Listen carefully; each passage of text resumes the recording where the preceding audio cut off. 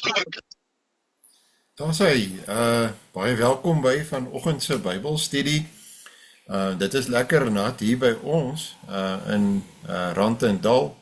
Ek vermoed dat dit dieselfde maar daar by julle op Heilbron is. Ek het gesien toe ons gery het dat dit is baie nat, maar die hele pad en ek sien almal praat van 70 en 75 mm wat hulle uitgooi uit hulle reënmeters uit. Hier is dit maar ook die geval. Dat het baie reën, dalk 'n bietjie minder, maar dit is ook koud. Ek dink daar by julle is dit ook so. Ek hoop julle is warm. Daar is 'n klompie wat dalk nog sal inskakel. Ek gaan egter wel ons Bybelstudie maar begin, dat ons wel op tyd begin. Soos gebruiklik wil ek vra dat ons saam sal bid.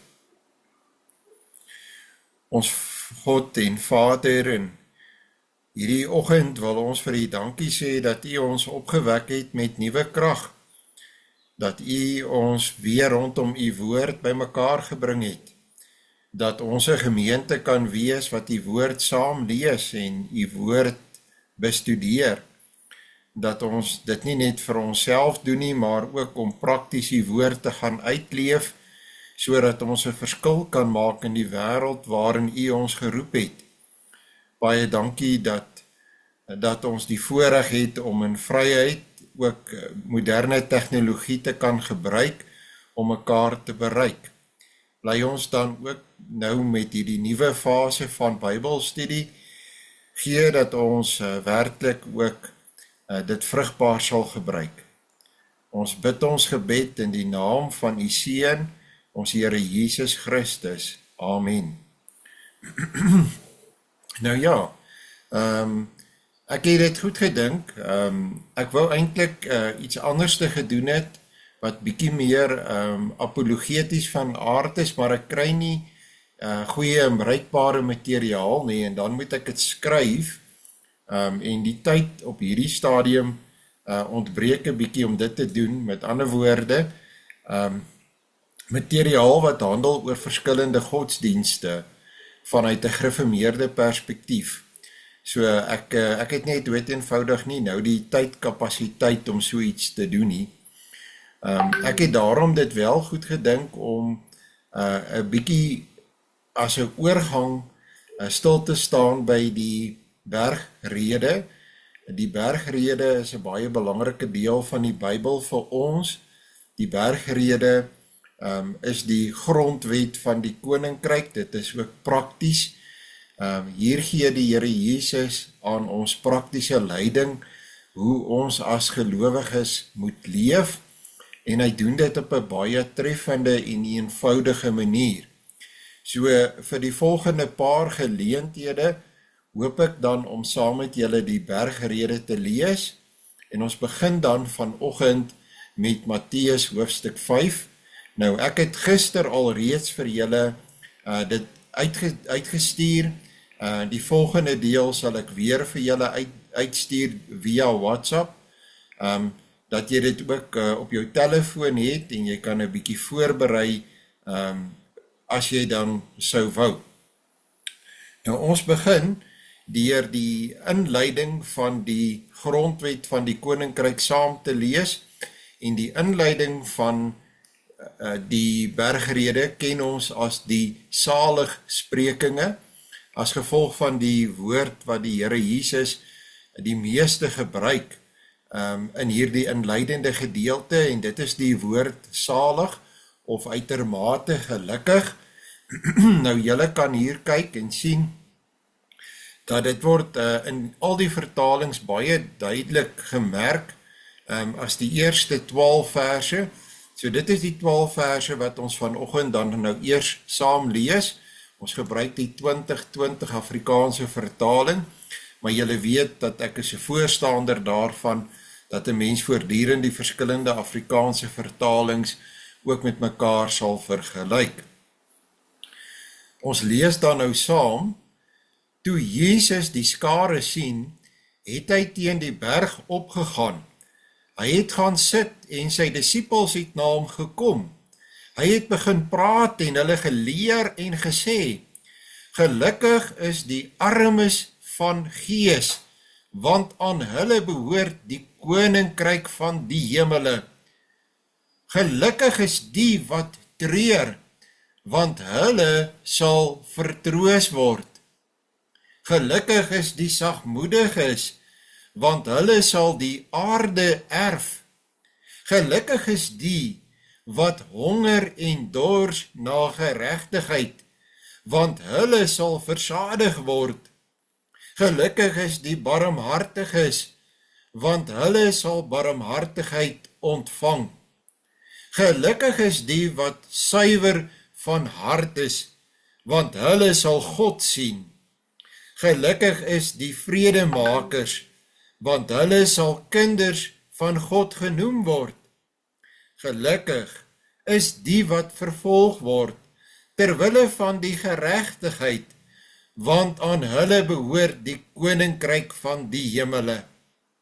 Gelukkig is julle, wanneer die mense julle om my ontwil beledig en vervolg, en vals beskuldig van alles wat sleg is. Wees bly en jubel, omdat julle beloning groot is in die hemele. Hulle het immers die profete voor julle net so vervolg. Tot sover. Kom ons kyk na die stuk wat ek vir julle uitgestuur het. Hy werk op 'n baie eenvoudige manier met vraag en antwoord. En kyk, dis 'n beproefde manier om mense te onderrig. Ek dink aan byvoorbeeld die Heidelbergse Katekismus, wat ook werk met dieselfde beginsel van vraag en antwoord. Ek kom net hier bietjie kleiner maak, dan kan ek beter sien.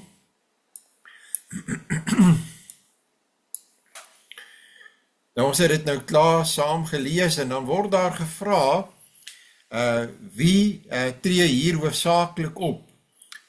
En dit is altyd belangrik om te bepaal wie is aan die woord.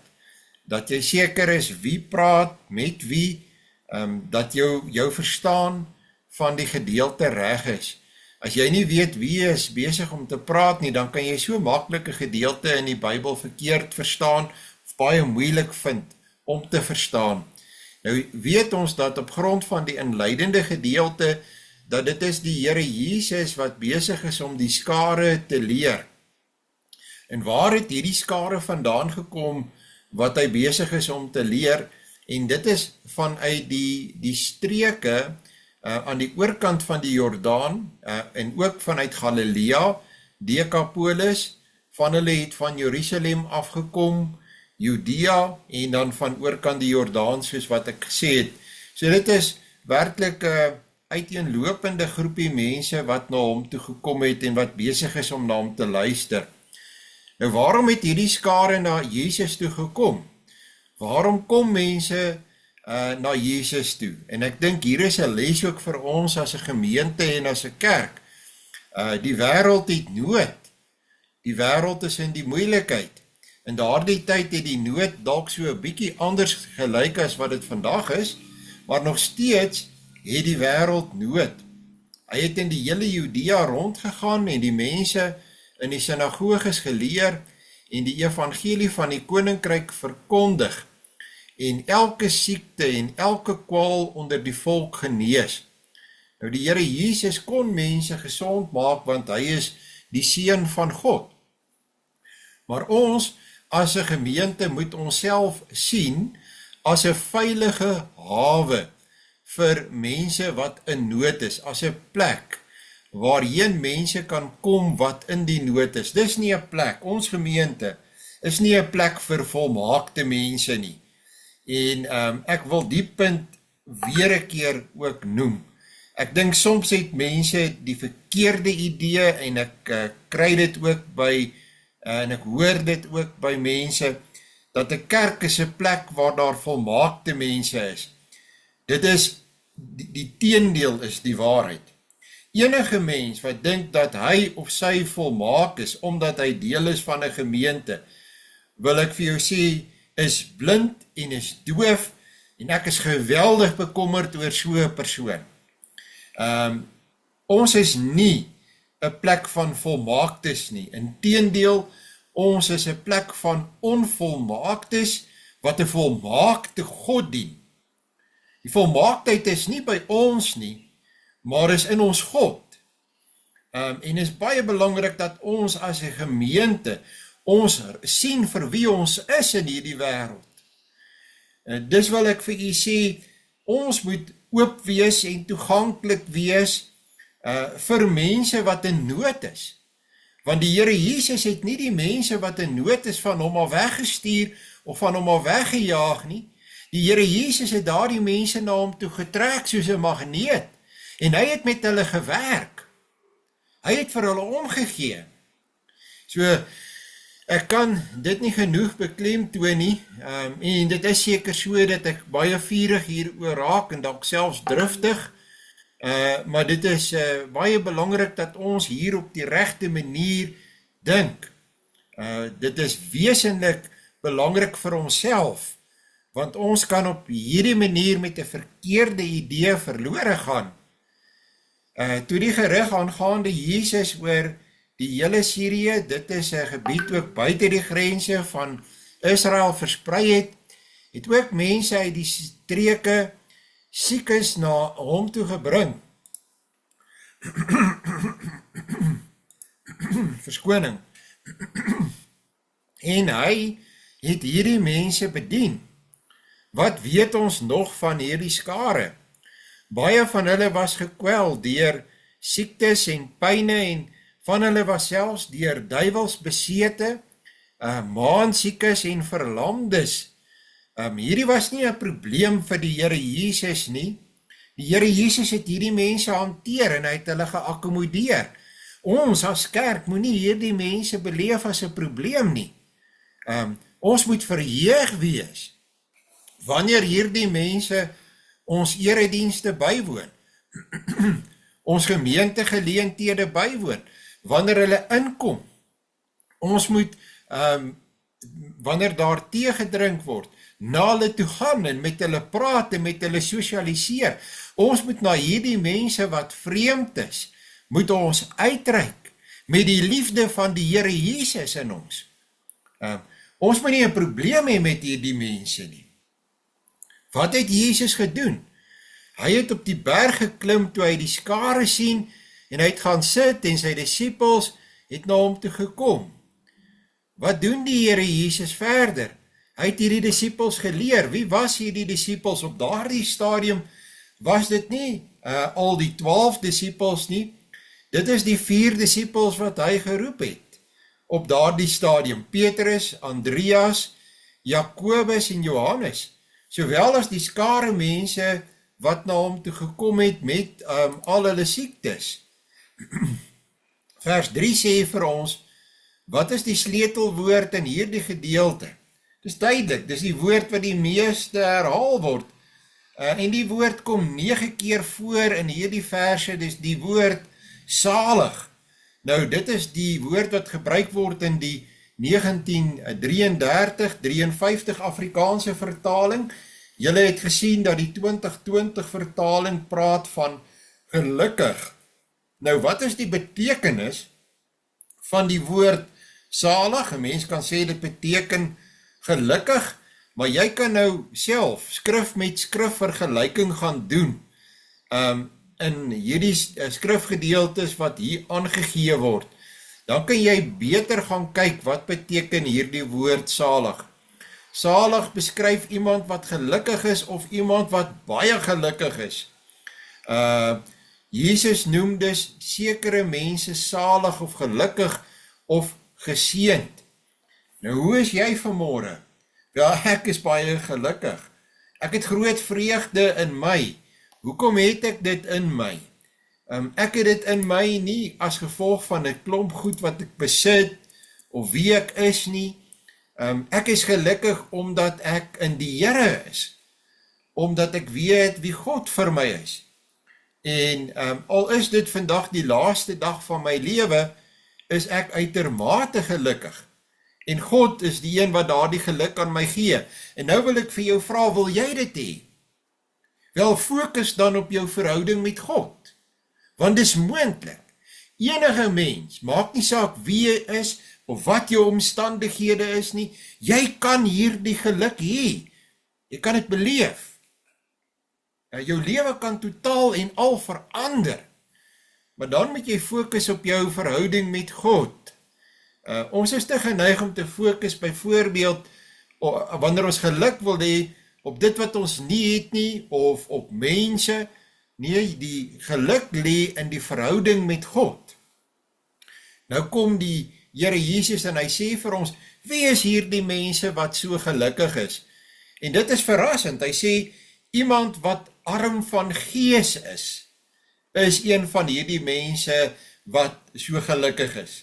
Nou, wie is iemand wat arm van gees is?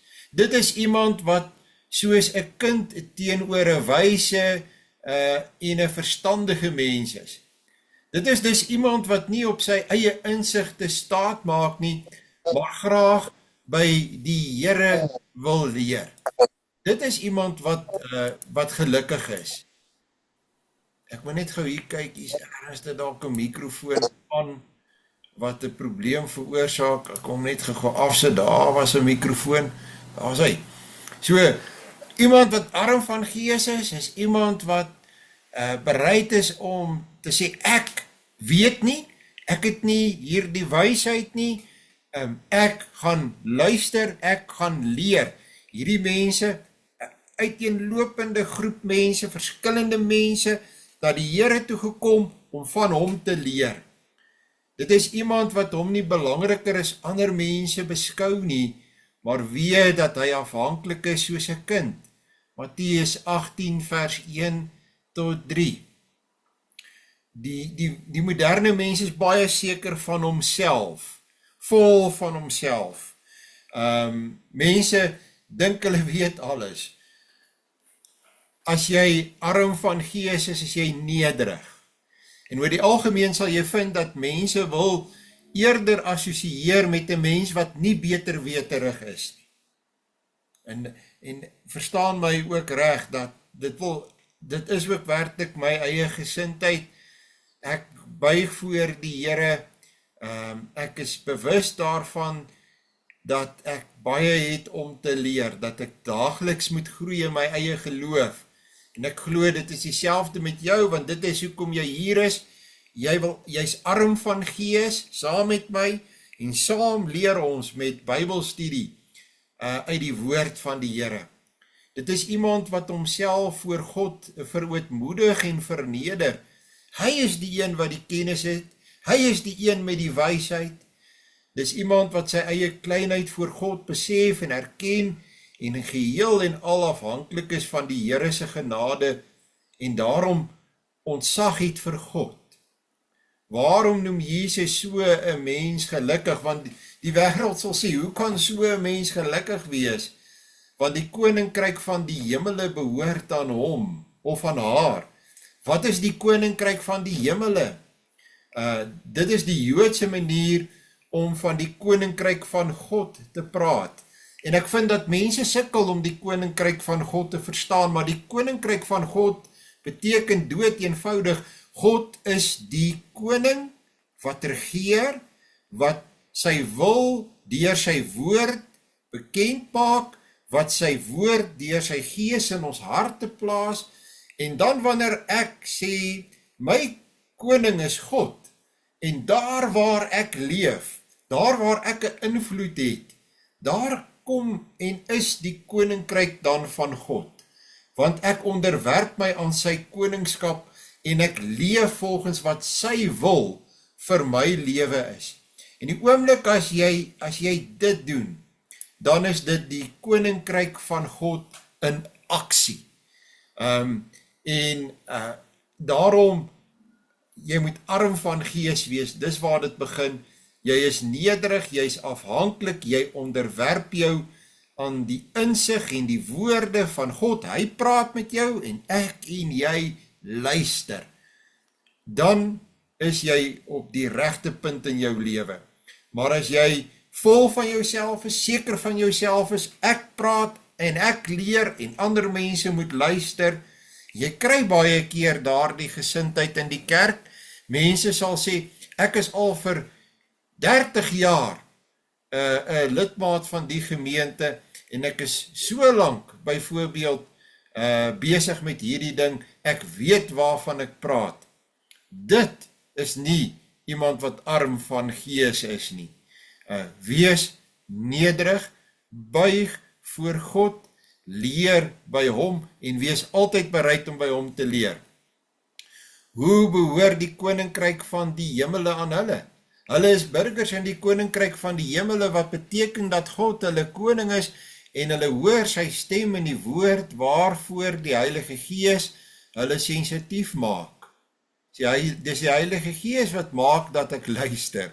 Dis nie ek wat uit my eie luister nie. Aangesien hierdie woorde die ingesteldheid van 'n Christen beskryf, beteken dit dat Jesus ons hier leer wat ons lewenshouding behoort te wees. As jy die verkeerde houding het, sal jy nooit iemand anders se lewe aanraak nie. Houding is een van die belangrikste dinge wat 'n mens moet hê. En dan is dit nie 'n houding van selfvertroue nie, wat jy oorseker is van jouself nie. Dis 'n houding van arm van gees, van nederigheid en van ek buig voor God. As Christen behoort ek my eie onvermoë en swakheid voor die Here te erken. In myself moet ek kan raak sien dat ek niks besonders is en vir oorlewing geheel en al van God se genade afhanklik is. Geestelik is ek in werklikheid bankrot en ek weet dit. En om waarlik geestelik lewendig te wees, moet ek soos 'n bedelaar by God kom staan. 'n Bedelaar kom staan met bakhande voor God en ontvang alles van hom. Ek het nie 'n probleem om dit te erken nie. Dis vir my eintlik wonderlik om te dink ek gaan staan elke dag so voor God en ek kry alles van hom. Ek vra dit van hom, hy gee dit vir my, hy maak my lewe vol. Dis nie vir my sleg om te weet ek is arm van gees voor hom nie. Om 'n mens sy eie geestelike bankrotskap te erken, is dit nodig dat die Heilige Gees 'n mens daarvan deur die woord oortuig. Van nature is die mens nie geneig om homself so afhanklik en swak te sien nie. Dus, om waarlik gelukkig en geseënd te wees, moet ek eers my eie elende en swakheid besef en erken. Dan sal ek so gelukkig wees om 'n burger in God se koninkryk te wees. Hierdie besef en erkenning word eers 'n waarheid wanneer die Heilige Gees my oë daarvoor oopgemaak het. En dit is baie keer nodig wanneer jy werk met iemand wat nog jonk in die geloof is, wat op hierdie pad nog dalk moet begin, dat jy eers bid dat die Here hulle oë moet oopmaak vir hoe arm hulle is, dat hulle besef, jy kom nie na God toe met jou wonderlike geloof nie, vra vir God vir die geloof wat jy nodig het, bid daarvoor en hy gee dit aan jou. Goed, vers 4 sê, wat beteken treur? Want ons het gehad, dat as ons weer gou kyk na vers 4, ons kan hom gou weer deel met mekaar voordat ons verder gaan. Vers 4 het gelees, gelukkig is die wat treur, want hulle sal vertroos word. Gelukkig is die wat treur, want hulle sal vertroos word.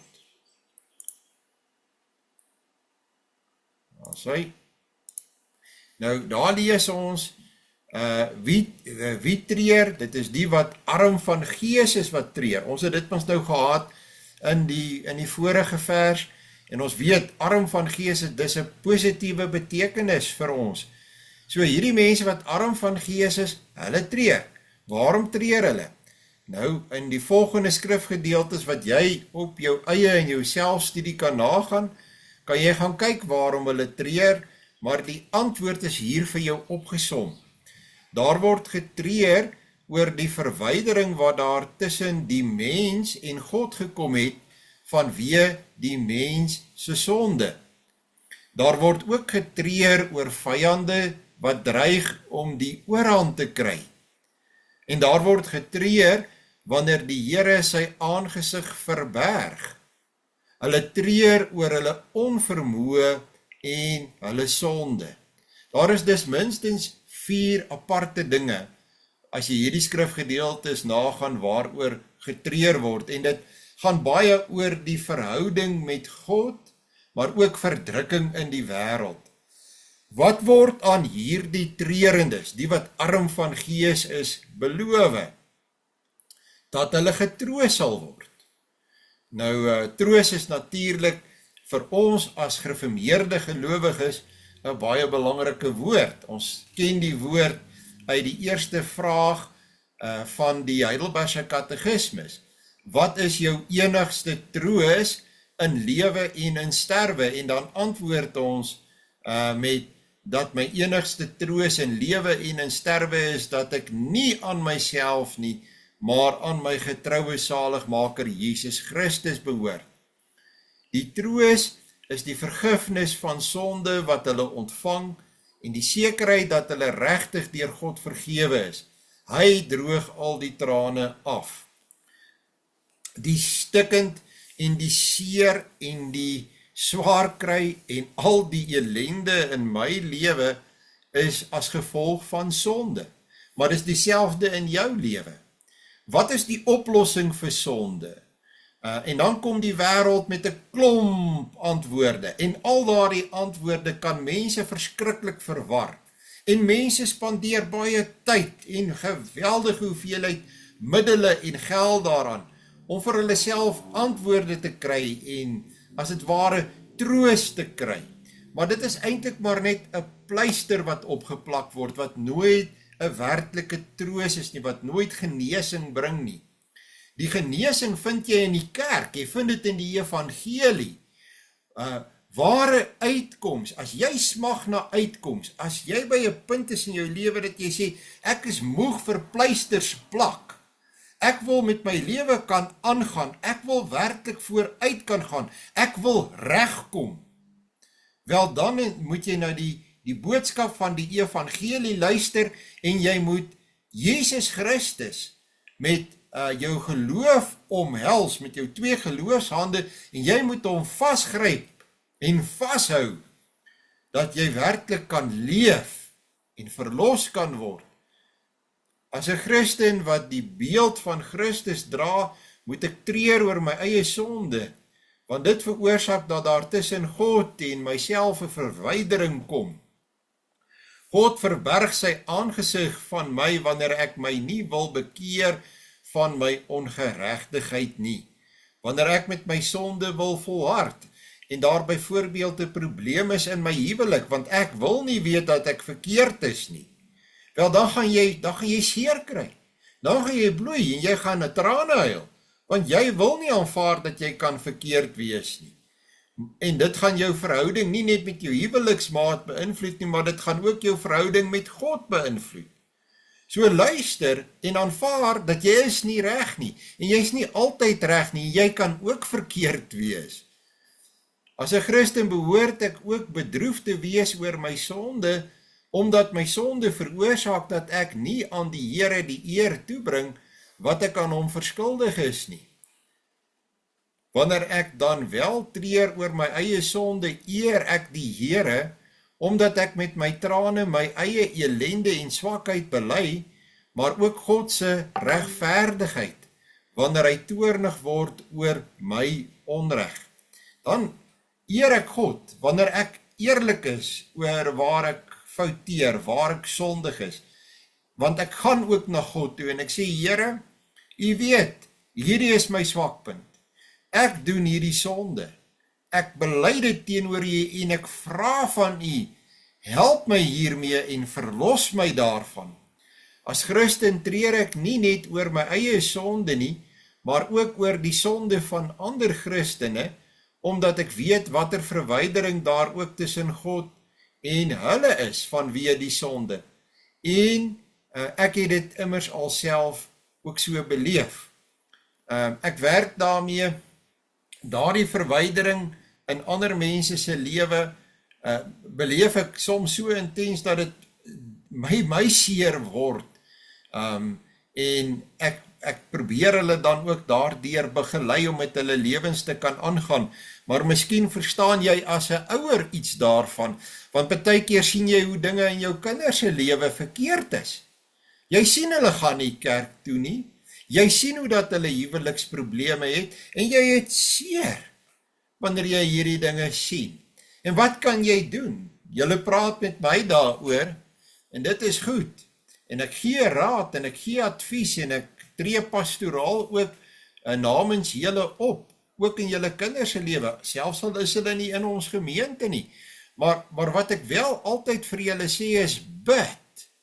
Want maak dit deel van jou gebedslewe om met die probleem na die Here toe te gaan, want ek en jy, onthou wat is die beginsel hier, ons het nie die antwoord vir hierdie seer nie.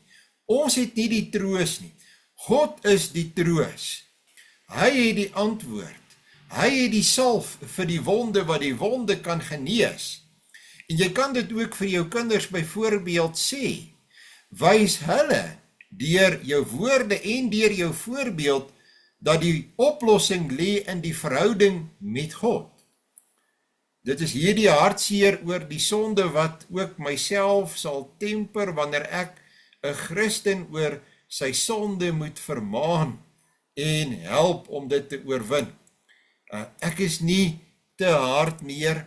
Ek dink ek het ook baie versag oor die jare, maar ook nie te veel nie, want ek besef sonde moet ook aangespreek word, maar moet ook nie vanuit die hoogte oor ander mense se sonde oordeel nie.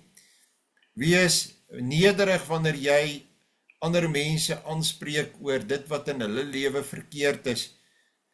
Die sonde lê om die hoek en loer vir jou en vir my, en ek en jy weet nie wat op ons wag nie. Ons weet nie wat gaan in ons lewe en in die lewens van ons kinders gebeur nie. So wees baie versigtig wanneer jy begin vingers wys, wanneer jy met mense praat oor hulle sonde, doen dit op 'n sekere manier. Ons almal stry teen sonde. Ons almal veg daarteen. Doen dit op die regte manier vanuit die plek van ek self as sondaar kom met opregte liefde na jou as sondaar en ek spreek my bekommernis oor jou uit en ek wil vir jou sê, kan ek jou help? Kan ek saam met jou hierdie pad stap? Hoe kan ek jou help met die sonde wat daar in jou lewe is? Ek sien die seer en ek sien die ellende wat dit in jou lewe veroorsaak. Ek sal graag 'n ander Christen wil bystaan, want die Here beloof troos, vergifnis en sekerheid oor die vergifnis, dat ek dit, en dit het ek ook al beleef. Ek beleef dat wanneer 'n mens met die regte gesindheid na iemand toe gaan en met hulle werk, dat God ook daardie werk wat jy met 'n goeie bedoeling probeer doen, dat hy dit ook dan seën, en dat daar uiteindelik ook uitkoms kom, wonderlike uitkoms vir hierdie mense. Salig is die sagmoediges. Die sagmoediges, wie is die sagmoediges? Uit die volgende skrifgedeelte, Matteus 11 vers 29 en Matteus 21 vers 5 leer ons dat Jesus homself sagmoedig noem. Hy tree nie met hardheid en onverbiddelikheid op nie. Omdat hy weet dat sy pad reg is, loop hy daarop met vasberadenheid en getrouheid. Hy wandel immers in die wil van sy Vader. Die mens wat dan sagmoedig is, vertoon die eienskap van Christus in sy lewe. Hy het nie nodig om met geweld en 'n geskree sy punt te maak nie, aangesien hy hom daarop toelê om in die wil van God te lewe, doen hy sy werk en spreek hy sy woord in getrouheid en met vasberadenheid. Die uitkoms van sy werk en woorde lê vas in die raad van God. So 'n mens is ook nederig. Ons het dit gehaat by die vorige 2 saligsprekinge, want hy weet dat dit nie oor hom gaan nie, maar oor God. Wat word aan die sagmoediges beloof? Die sagmoediges sal die aarde beerwe. Wat word met die aarde bedoel? Nou daar is weer 'n klompie skrifgedeeltes wat jy kan gaan naslaan in jou persoonlike nabetragting oor hierdie Bybelstudie. Ek kan dalk ook maar net weer sê, gee dit net so 'n week, dan behoort hierdie Bybelstudie ook weer opgesit te wees. So jy kan altyd weer daarna toe terugverwys. Die sagmoediges, salig is die sagmoediges, want hulle sal die aarde beerwe. Dit blyk dat die aarde nie op die teenswoordige aarde wys nie, maar op die nuwe aarde. Die nuwe aarde is egter ook die teenswoordige aarde wat deur God nuut gemaak sal word. As jy 'n sagmoedige is, moet jy nou nie dink dat jy gaan 'n nuwe huis kry of 'n nuwe plaas kry of 'n klomp grond kry nie. Dis nie wat God hier sê nie. Maar God sê, ek sal vir jou ruimte maak. Ek sal vir jou plek gee by my. Jy kan by my wees. Jy kan behoort. En dit is vir ons as mense 'n verskriklike belangrike konsep vir ons gesondheid, vir ons geestelike gesondheid, om te weet ons behoort, ons het 'n plek. As burger van die koninkryk van die hemele, het die Christen nie nodig om op typiese wêreldse styl te werk te gaan, om iets in die hande te kry nie. In die koninkryk van God is dinge anderste om as in die wêreld. En in hierdie Bybelstudie wat ons doen, om beter te verstaan wat die koninkryk is en wat ons in die koninkryk moet wees, gaan julle al meer en meer agterkom dat in die koninkryk van die hemele, in die koninkryk van God, is dinge anderste om, heeltemal anderste om, as byvoorbeeld in die wêreld. Daarom boelie en stamp 'n Christen nie sy pad oop na vorentoe nie. Indien hy in 'n leiersposisie is, trap hy nie op ander nie en hy verskree hulle nie om sy punt oor te bring nie. As Christen behoort ek my werk met vasberadenheid te doen en in alle getrouheid aan God, soos wat ons Here Jesus Christus as die sagmoedige vir ons gewys het. 'n Mens sal sê, maar iemand wat sagmoedig is iemand wat getrap gaan word in hierdie wêreld. Jy gaan nêrens kom met jou sagmoedigheid nie. Is dit waar van die Here Jesus Christus? Het hy met sy vasberade getroue optrede, met sy sagmoedigheid, niks in hierdie wêreld bereik nie? Niemand het meer bereik as hy nie. Hy is tog vir ons die belangrikste wat daar nog ooit was. So sy sagmoedigheid het uiteindelik hom vergebring. Hy het alles verwerf. Daarom moet ek aanhoudend bid en smeek dat die Heilige Gees my aan die wil van God sal onderwerp, sodat ek met volle oortuiging kan voortgaan met my werk, sonder om angstig en verboureerd te raak. Die uitkoms van die werk is nie van my persoonlik afhanklik nie. Die uitkoms van dit wat ek in hierdie wêreld doen, is die werking van God deur sy Gees in my. Ek kan maar met 'n sagmoedige gees voortgaan. Dit het vir my Here gewerk, dit sal vir my ook werk.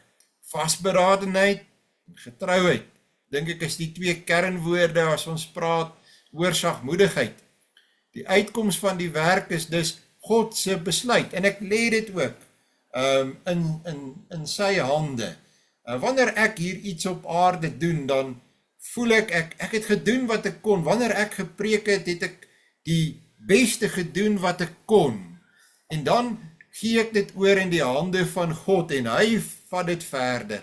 Ek bid dikwels, meeste van die tyd moet ek sê, bid ek hierdie woorde, dat die Here self sy woord sal seën in die harte van die mense wat dit nou net gehoor het. Ek het my bes gedoen wat ek kon, maar die Here kan deur sy gees daardie woord wat deur 'n mens in swakheid gebring is, kan hy verder vat tot volle vrug. Die belofte van die Here staan immers vas. Die aarde sal deur die sagmoediges beerwe word. Daar is vir ons 'n plek en 'n ruimte. Ons sal nie uitgestoot word en verstoot word en weggejaag word omdat ons sagmoedig is nie. Sagmoedigheid, vasberadenheid en getrouheid. Hulle werk nie daarvoor nie, want dit is deur God aan hulle toegesê, aan ons toegesê, dit is 'n genade. Die aarde behoort aan die Here en hy kan dit as 'n erfenis gee aan wie hy uitverkies het. En hy wil dit ook aan ons gee. Hy sê dit ook vir ons in sy woord en ons is die nederige, dankbare ontvangers van sy genade. Vers 6. Wat is geregtigheid? Salig is die wat regverdig is. Geregtigheid is dit wat reg is in God se oë. Geregtigheid is dit wat reg is in God se oë. Dit wil sê wat volgens sy wil is. Geregtigheid beteken ook om in die regte verhouding met God te wees. Om te weet ek staan in die regte verhouding met hom. Met ander woorde, ek luister na wat hy vir my sê in die Bybel. Dis vir my belangrik en ek lewe daarvolgens. Dit is 'n verhouding waarin die mens nie meer skuldig staan voor God nie, maar waarin ek ook deur God vrygespreek is. Want ek luister na wat hy vir my sê, amper soos 'n kind wat voor sy ouers staan en wat weet, my ouer gaan my nie hieroor wegjaag nie, my ouer vergewe my en my ouer gaan my begelei en leer, ek moet luister na my ouer. So staan ons as kinders voor God, voor ons Vader, en hy leer ons, hy praat met ons, hy hanteer ons probleme, hy spreek ons probleme aan. Onthou nou hierdie mense wat daar voor die Here Jesus staan, party van hulle is gebroke mense, sommige van hulle is fisies stikkend, ander van hulle is geestelik en emosioneel gebroke mense, wat kom uit moeilike verhoudings, wat baie ellende in hulle lewe het. So staan ek en jy ook maar voor ons hemelse Vader. En dan kom ons Vader en hy veroordeel nie, hy jaag ons nie van hom af weg nie, hy sê nie ons is hom nie waardig nie, ons is onvolmaak nie, hy spreek die hart van die probleem, ons sonde aan, en hy gee vir ons sy wil, hy sê vir ons wat ons moet gaan doen. Dis wonderlik dat God op hierdie mooi manier met ons werk, en ons moet dit ook hier raak sien, in die bergrede, in die saligsprekinge, dit is die vertrekpunt, waaruit die lering van ons Here Jesus, van die bergrede verder voortvloei. Dit is 'n verhouding waarin die mens nie meer skuldig voor God staan nie, maar onskuldig, omdat Christus die prys vir sy lewe betaal het, deur die straf op sy sonde te dra. Dit is so 'n belangrike vertrekpunt, dat jy moet jouself so as 'n kind voor die Vader kan sien staan, sodat jy met jou lewe kan aangaan. As jy God nie so sien nie, as Vader wat op hierdie manier met jou werk nie, dan beleef jy hom as 'n God wat jou oordeel en wat jou straf en vir wie jy die hele tyd moet wegkruip, op die manier wat Adam en Eva dit in die tuin van Eden gedoen het, en dan is God vir jou altyd 'n probleem, en dan is jou lewe 'n baie moeilike, hartseer lewe, en jy kry dat party Christene op hierdie wyse in hulle lewe vashak en sukkel, En ek hoop dat dit werklik nie die geval met een van julle is nie. Hoe honger en dors 'n mens na geregtigheid? Honger en dors is van die grootste motiveerders om iets in die hande te kry. As jy honger en dors is, om dan na geregtigheid te honger en te dors, gelukkig is die wat na die geregtigheid honger en dors, is om 'n verlange en 'n begeerte te hê wat deur niks geblus kan word nie. Ek wil so voor God staan dat ek hoor altyd elke dag sy stem wat vir my sê, jou sondes is vergewe, ek is die oplossing vir jou probleme, ek is in jou lewe, ek wil in jou lewe wees, ek gaan jou nie alleen los met die dinge wat in jou lewe aan die gang is nie, ek het 'n brandende behoefte daarna. Dit maak dit vir my moontlik om met my lewe aan te gaan. Dit maak die bekommernisse wat ek het draaglik, as ek dink ek kan daaroor met my God gaan praat. So 'n honger en dors maak dat 'n mens alles in sy vermoë doen om die geregtigheid te bekom. Wat word beloof? Die wat honger en dors na die geregtigheid sal versadig word. As Christen behoort dit my grootste verlange te wees om volledig binne die wil van God te lewe. Dit beteken eerstens om voor God te mag verskyn. En daarom moet my eerste begeerte Christus wees. Ek kan nie voor God gaan staan, voor my Vader kom as sy kind, as ek nie in Christus is nie, as Christus nie my verlosser is nie. Hoe ek as 'n kind voor my Vader kan kom, is net danksy Christus, as Christus my as het ware daar buite, waar ek verlore is, waar ek alleen is, waar ek in die donker is, wanneer Christus na my toe kom en my aan die hand vat, en my gaan haal, en my inbring, en my voor ons Vader bring, en my saak voor ons Vader stel, en vra, Vader, u sien hier die ellendige kind van u, u sien hier die een wie sy lewe gebroken is, wat so stikkend is, wat niks vir hom of haar self kan doen nie.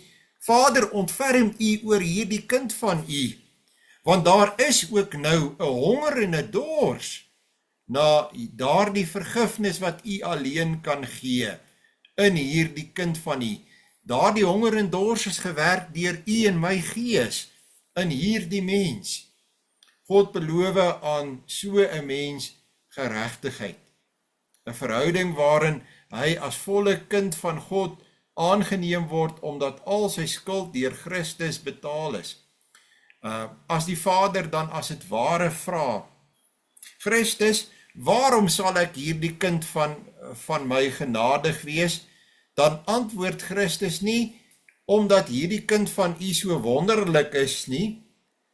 Christus sê, omdat ek vir hierdie kind van u se sonde, se pyn en hartseer voluit betaal het aan die kruis op Golgotha. Hierdie is een van hulle wat ek vir u in hierdie wêreld gewen het, en wat ek nou na u toe bring. Wees tog hierdie kind van u genadig. Dis vir my wonderlik om te dink, Christus neem my so na die Vader toe. En elke keer wanneer ek hier op aarde bid, en ek vra iets, in die naam van my Here Jesus Christus, dan is dit wat gebeur, dan is dit Christus, wat met my gebed na die Vader toe gaan, en wat nie vra dat die Vader dit moet beantwoord, omdat ek dit vra nie, maar omdat hy dit vir my na die Vader toe bring, en vir my alles verdien het, en alles vir my moontlik maak. Tweedens beteken dit ook om voortdurend te doen wat reg is in God se oë. As jy honger en dors na die geregtigheid, wel broer en suster, dan doen jy die dinge wat God wil hê jy moet doen. Dan gehoorsaam jy, dan luister jy, dan is jy nie seker jy is altyd reg nie, dan is jy arm van gees, dan sê jy, Here, praat met my, u woord is vir my baie kosbaar, laat die woord vir my oopgaan, laat ek luister en laat ek doen wat u vir my sê. Wanneer ek gedryf deur my liefde vir die Here daarna streef om te doen wat reg is in sy oë, beloof die Here dat ek ook hierin versadig sal word. Hy sal met my praat. Hy sal vir my wys wat is die regte ding om te doen. Hy sal my ook daarin lei, al is dit nie altyd vir my maklik nie.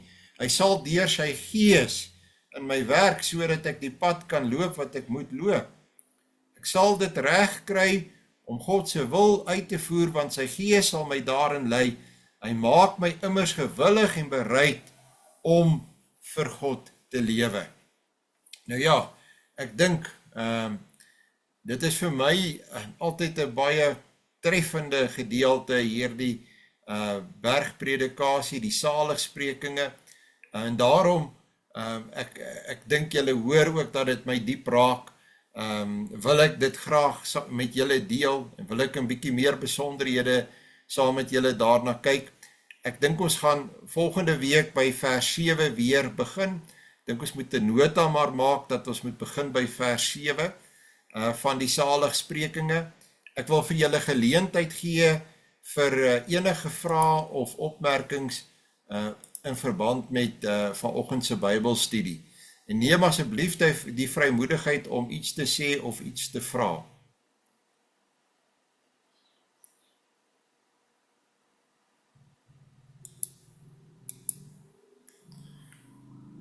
Goed, ek sien nie iets nie, ek hoor nie iemand nie. Ek gaan dan vanoggend se Bybelstudie vir ons eers hier afsluit. Ek dink dat volgende week is daar weer vakansiedae en ek dink die skole sluit, maar ek het tog gedink dat ons kan maar aangaan met die Bybelstudie. Want al hierdie vakansiedae maak dit dat ons soveel onderbrekings het in ons Bybelstudie. Ek is aan diens, ek gaan nêrens nie as die Here my spaar. So as dit moontlik is, dan gaan ons aan. Ek sal vir julle die nodige skakels sal ek dan vir julle betyds uitstuur. Kom ons bid saam. Ons Vader wat in die hemel is, ons sien wat is die regte gesindheid wat ons in hierdie wêreld moet hê, en ons bely teenoor U dat ons nie altyd so gesind is nie, dat ons nie arm van gees is nie, dat ons nie sagmoedig is nie, dat ons nie honger en dors na geregtigheid nie, maar ons bid dat U hierdie regte gesindheid in ons sal werk. Ons bid dat U woord ons die lig op ons lewenspad sal wees. Ons bid dat ons sal volhard in die verhouding met U en dat ons daarin sal bly groei. Baie dankie vir elkeen wat deel is van hierdie Bybelstudie. Gee Here dat ons lig sal laat skyn in 'n donker wêreld en dat die lig nie op ons val nie, maar laat ons lig altyd U verlig tot verheerliking van U. Ons bid ons gebed in U Seun se naam. Amen. Nou ja, 'n baie mooi en 'n geseënde dag vir julle almal verder. Tot volgende week as die Here ons spaar.